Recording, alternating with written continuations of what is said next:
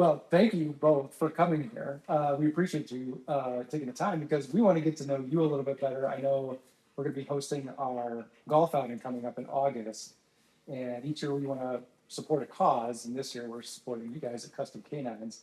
So, Thank you very much. yeah, we appreciate you coming here. We just want to learn a little bit about you guys. So maybe do you want to introduce yourself and also who we're going here with? Yes, I'm Nicole Meadowcroft. I'm the president of Custom Canines, and this is Johnny. He's my trusty set of eyeballs, and he's 3 years old, and we were just matched together last October. So we're a new team, but we're rocking it, aren't we, buddy?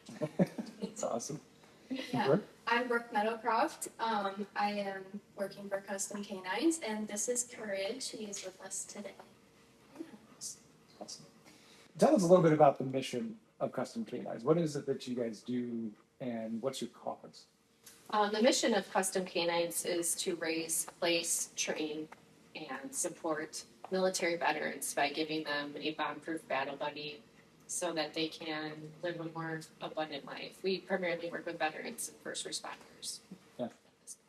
But it's also more than just veterans, too. You've told some stories that you take some of your service dogs and they are involved in the community in other ways. Talk about that. Correct, yes. So besides helping veterans and first responders, our dogs for those individuals help a lot with post-traumatic stress and panic and dissociation and all of the things that people that might be in crisis kind of have as well. And it was after the Mount Horeb active shooter incident that we saw our dogs really step up to the plate. We were deployed out there the day of the shooting to help the first responders, staff, and students. And the dogs that we had in training to do all of those task work to help mitigate those things, they just went to work for the community. And it was after that that we sat down as a team and said, you know what, we need to do something more formally and create our care team, which is our crisis assistance, response, and enhancement team. So we have a core group of people that have been trained in the critical incident stress management area that handle our service dogs, and we had formed that group, and unfortunately then Abundant Life happened here, and we were deployed immediately at reunification for the staff and the parents and the students and the families that were trying to get back together after that traumatic incident, and we've been helping them out ever since. So it's been amazing what our dogs can do. They also help with a lot of debriefings with our first responders in the area. So if they have a critical incident, we have our dogs at the debriefings to help them out and kind of get through that stuff. So. Yeah, that's pretty amazing. Actually, in a moment of crisis to have the calm demeanor, as we can see here, of the dogs coming in. Right. What's the origination story of Custom Canines? How did they get started? Gosh, it's been so long ago. We're on 17 years right. of service to the community at this point. And I guess it basically started with my own story. I'm visually impaired and started losing my vision a long time ago. I was born with retinitis pigmentosa, which gradually robbed me of my peripheral vision. So now I kind of see through a cocktail straw. And I knew I wanted to have a guide dog to be more independent. I'm a very stubborn lady and hate asking for help and all of those things. So I knew I would want to travel with a guide dog. And so that's how my journey started. But quickly realized that dogs can help in so many other areas besides just helping blind people get from point A to point B. So we've trained dogs for an array of disabilities for people, including kids with autism and our military veterans and everything else in between. But in 2013, we placed our first PTS dog within the Wisconsin National Guard. And once the word got out about that, our phones were just inundated with people asking for help, veterans asking for help, their families asking for help. And that's really our biggest need right now is for veterans and first responders. Okay. Yeah.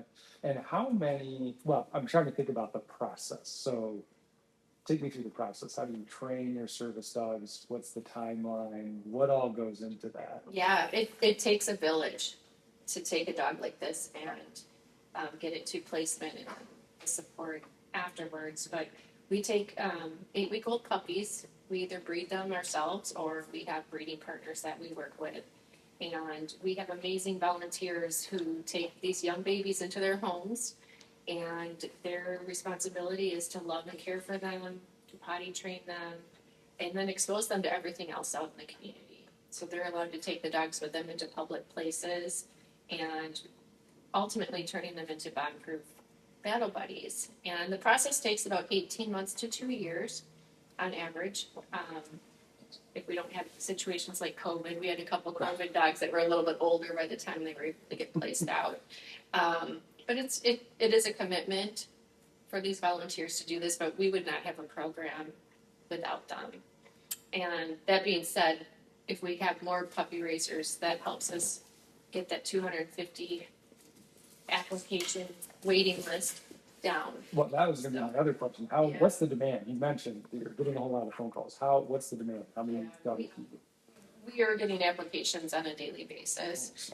I think we have about 250 right now that are patiently waiting. So it could take 3 to 5 years. We're not a first come, first serve type of a cookie cutter service dog placement kind of an organization. We take the dogs, the best match. We look at the best match. What does this client need? What skills could they benefit from? What is their lifestyle, personality? And then we look at what dogs we have that are getting ready for placement. And it's the magic of the match that's saving lives. Yeah.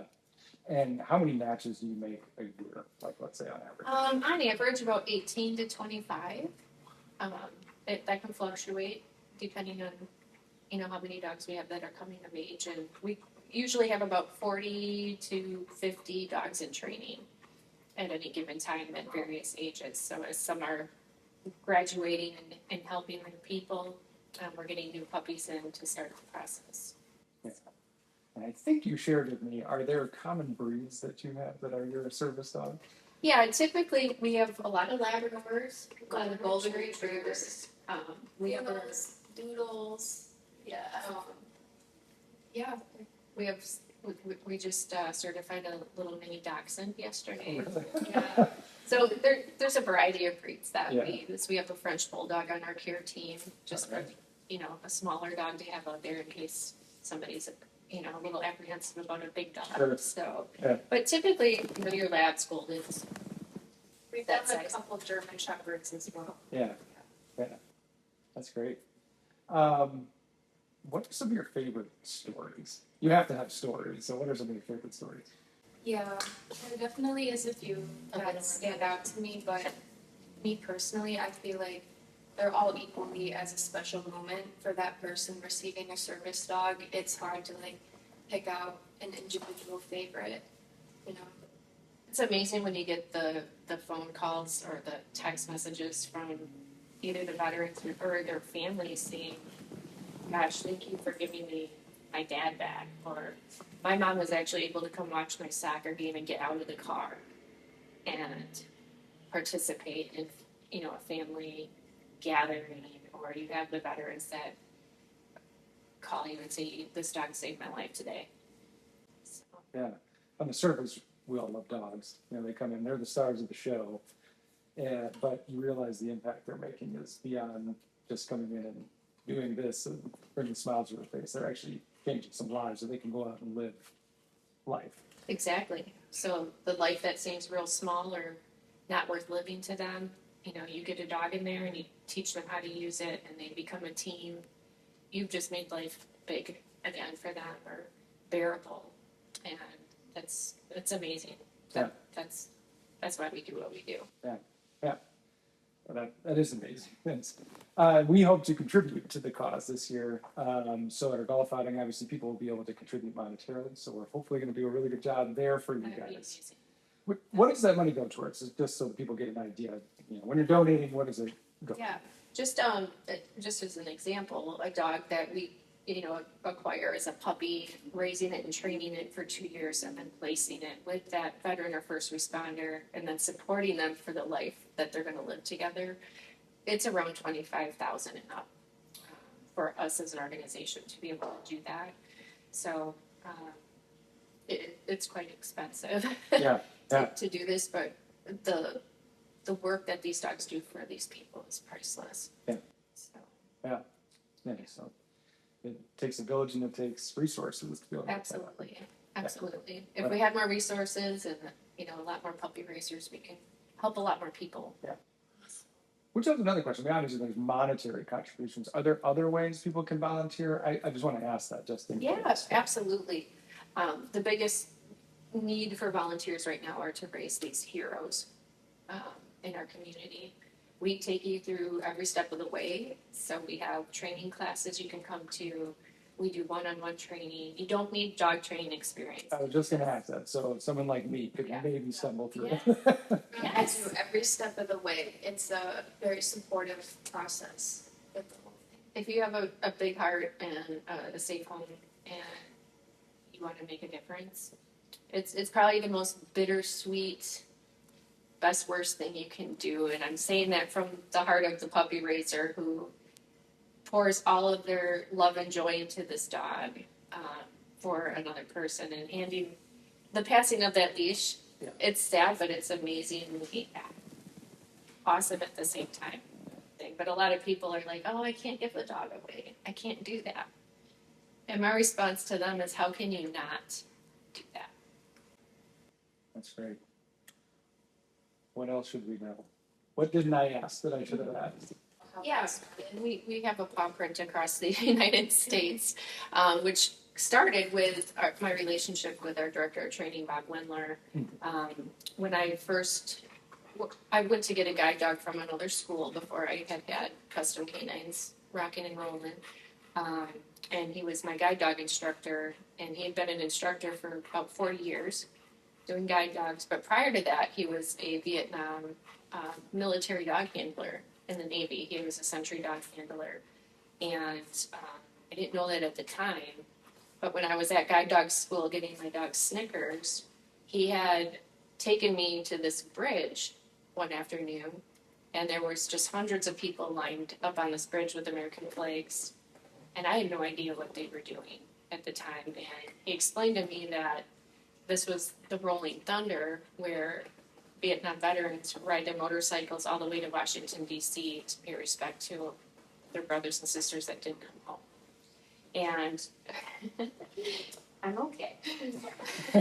He's trying to help me out. So that really opened my eyes and really ignited a fire inside of me that from that day on, I knew I was going to help military veterans.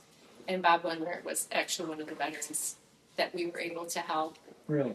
He was raising a dog for us to be in our breeding program, and we were going to share puppies with the other school. And that dog was doing work for him that he didn't even he needed help, and he didn't even realize that he needed the help. So it's a close heart story for me. And so he mentored me in the guide dog world, and now we work together in the service dog world, helping other veterans and first responders. So it's pretty amazing. That's really cool. Yeah. That's great.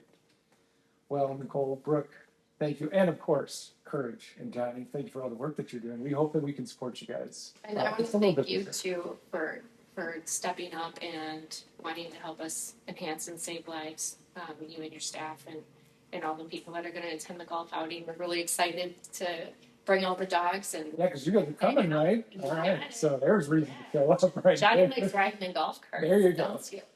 Yeah, so, awesome. Well, thank you. Yeah, we'll be there. Good. Well, we're excited. Thank you so much. Yeah, Thank you. Thank you.